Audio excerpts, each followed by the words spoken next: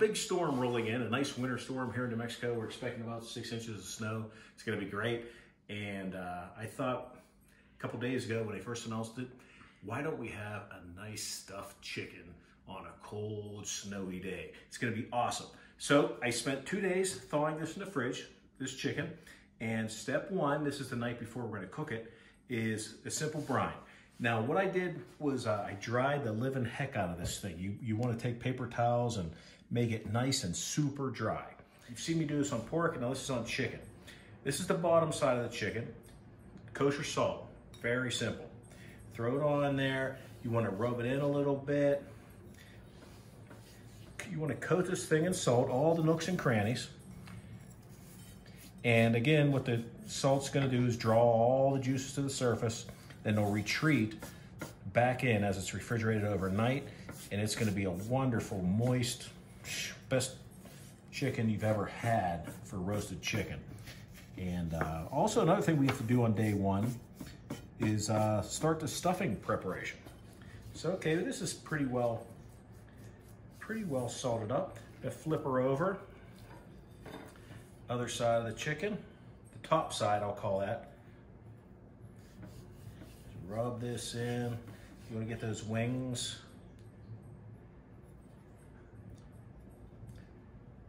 And even on the inside, I dried this bird. So that's it for this chicken. A little more. You see, I could have done a better job drying this, but that's okay. It'll be fine. Don't get too worried about it. Okay, next step will be to throw this into the fridge, and then I'll show you step one of the best stuffing you ever had in your life. So next step is prepping the stuffing. And just step one is I take this wonderful wet bread that my wife made, and gonna rip it up, throw it in this bowl, and breadcrumbs and whatever happens. You want this to sit out overnight and get a little bit stale, and tomorrow in the morning, or maybe mid-morning, we'll take and saute it with some butter, some celery, some onions, and some, what's it called? Poultry seasoning. Yes, you just rip this stuff up. You don't need to be watching me do the rest. And let it sit out all night. It'll get nice and dry, and it'll suck that butter in, it'll suck that juice from the celery in. It'll be awesome.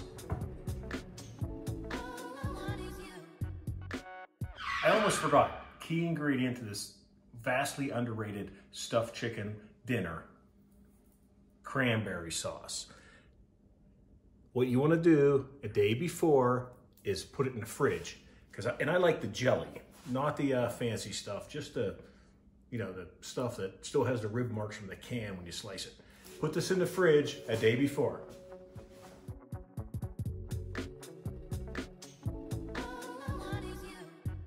Well, it's the second day, or actually the third day for our stuffed chicken. I ended up giving another 24 hours in the dry brine. And I've taken the carcass out of the fridge, rinsed off all the brine, dried it all up. So next step, well, it's come up to room temperature, is to start making the stuffing. So we've got a little bit of olive oil in there, maybe half a stick of butter, and we're gonna melt this all up and add in it's a half of an onion, pretty pungent. Put that in there. 2 stalks of celery. Throw that in there. Get the stuff a little translucent on the onions. Looks like the onions are coming together nicely. You can really smell a nice aroma. And I'm gonna go ahead and throw in some garlic. Get that going. Maybe a little bit more. And I did kind of tell you I was only gonna use poultry seasoning, but I am gonna use some red pepper and some black pepper too. That's always good. And anytime you're going with a dry spice, I like to give it some time to open up under the heat and the liquid, that kind of restores the flavor a little bit, I think. Okay, a little bit of red pepper. Give a little surprise to that stuffing. And some black pepper.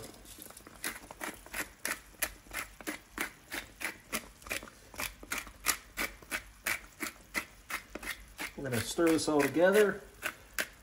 Let it simmer for a little bit, let those spices really open up. Well, this is looking pretty good. I think it's time to add the bread. And we're gonna kill the heat. And then add the bread. And this hard bread is gonna just soak up all that oil and butter and spices. And it's really gonna do nicely. So I just take that, stir it around in here. Just kind of mix it up. Mix it, mix it, mix it. Let it sit for a while. And when it cools down a little bit, we'll be put inside the bird. And I think we have a lot of stuffing here. We're gonna have probably, I call it a sidecar of stuffing. There's one that you cook external to the bird. Well, I'm feeling this bread, stirring a little bit more, stuffing, and it feels pretty good. I'm always amazed at how it goes from being pretty darn hard to soft once it soaks up all that goodness. I've got the oven up to 425, preheating. That's the plan, about 10 minutes, 425. Then we're gonna turn that heat down to about 325. And I should take about, maybe an hour and 45 minutes. So I'm gonna start introducing the stuffing. And this is how it goes. Just remember to remove the giblets from the inside and the neck. You don't wanna leave those in there. Go ahead and tie up the, like I did in the back. You see I trussed it there a little bit. So now I like to do that here too. Keeping it all nice and tight together. The legs won't get all dried out and burned up. You can see I've got the sidecar built. All our excess stuffing I put in here. And all I do is just fold it over, like a little boat, if you will. And this baby will go right alongside our roaster, and the chicken goes in. Next up, I'm gonna take some butter this baby up, and I might as well go ahead and do that now. See how this goes. Kind of give it a little bit of a slathering. I like to put a little bit of garlic powder on the outside. I know we have a good bit of garlic on the inside, but this will give it a nice little flavor too. Okay, I decided to add a little bit more butter to this, maybe 1/4 inch thick slices, and kind of tucked in, and that should help. And then of course, I gotta put a little bit more poultry seasoning on the outside skin. And that skin's gonna crisp up really nicely with that butter and a higher heat. It's gonna be really good. And we are up to temperature.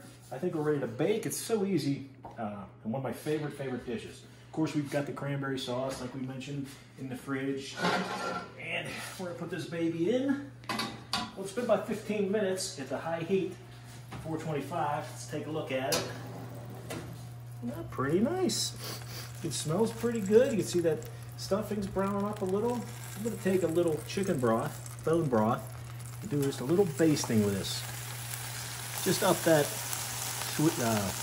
juiciness another step or two, and add some moisture. And I'm gonna turn this baby down, 325, and just have to wait. It should take about maybe an hour and a half, and we'll be checking temperature periodically. And at 165, I think, maybe even 170 tonight, I'll take it out. So I decided to start the roux, and because you're gonna want to have gravy for this chicken. And so I've got the old steady olive oil and about 5 tablespoons of butter in there. Melted that all up, cooking it around. So the first step to successful gravy is the roux. And the roux is you have to take the flour and cook it in there. You gotta cook the flour out, the flour taste. And of course, we'll be adding some other secret ingredients. And anybody who's playing at home, you're gonna see I have a couple other pots there. I got some mashed potatoes cooking, some candied carrots. It's kind of a specialty. The same recipe I use for the sweet potatoes. So I'm looking for a thickness here of like a wallpaper paste, a little bit more. And we're gonna take all those drippings from the chicken. Maybe if we need to, a little more chicken broth to round it out. And yeah, that's maybe a little more flour. You gotta cook it for about 4 or 5 minutes, And it can sit too, and you can rewarm it, which is kind of what I'm planning on doing. Just getting this done while the chicken's still baking.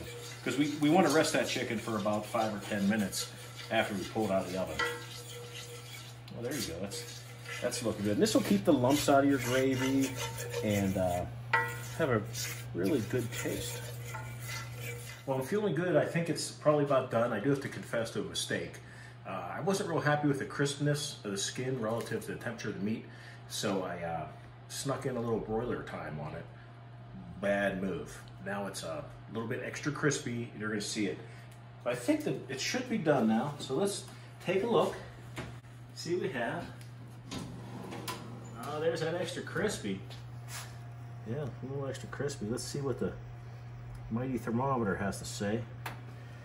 Again, I'm looking for, I mean, myself, 160 you can eat, but I'm looking for like 170 because I hate that gross chicken. 170, boom.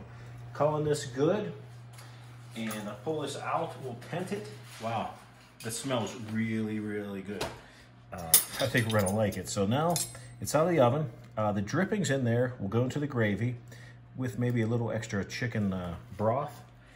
We're gonna go ahead and throw this on there, leaving the stuff, oh, no stuffing still. Nothing wrong with that at all, because it's all going in that bowl eventually.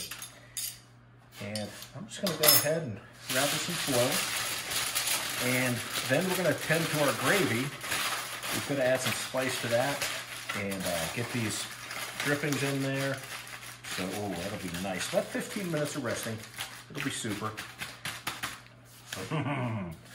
Take this out. You can kind of see the sidecar stuffing. Looks pretty moist.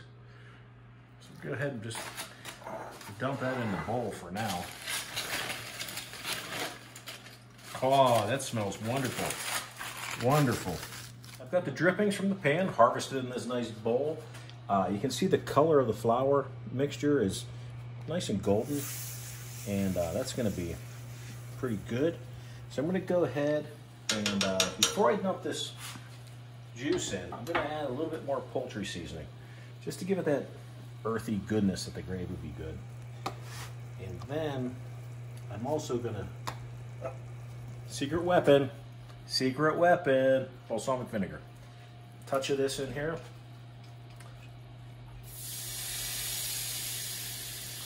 Boil that off a little bit. Mix it in with the flour.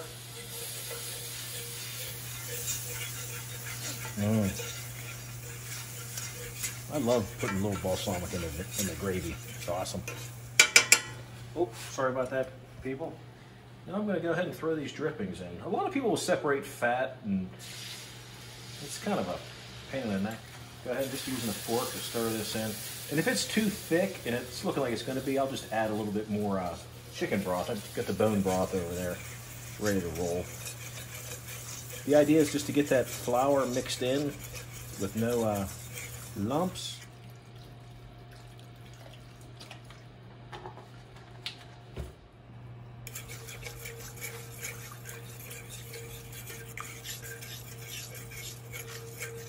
That's about the consistency we're looking for there.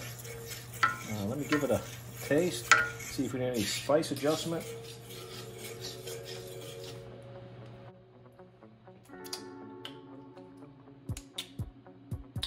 That's pretty darn good, Pam. Pretty darn good.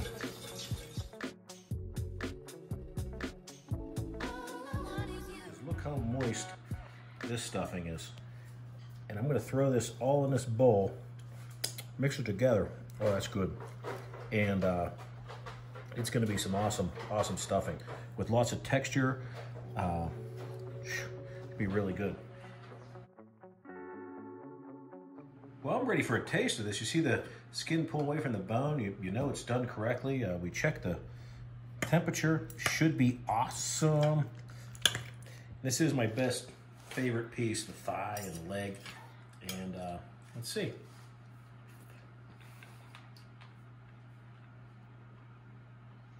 That 2 days in a dry brine, I think it's well worth it.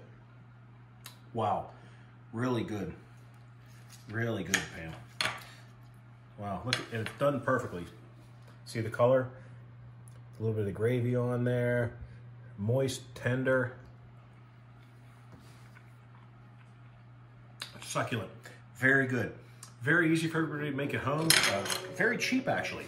So hopefully you enjoy it. I'm gonna try this gravy out real quick.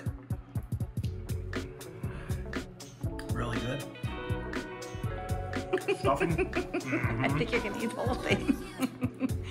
Good luck, and we'll see you next time.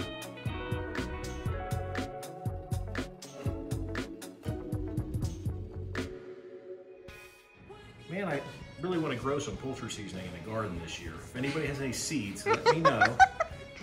And silly. I wish our neighbors would grow some poultry seasoning. So I threw it on broiler for like 5 minutes. And when we pull it out, you're gonna see there's a little bit of extra crispy. Might have had a little bit too much flour. The rest of this baby. Well, we're gonna need more than that, Pam.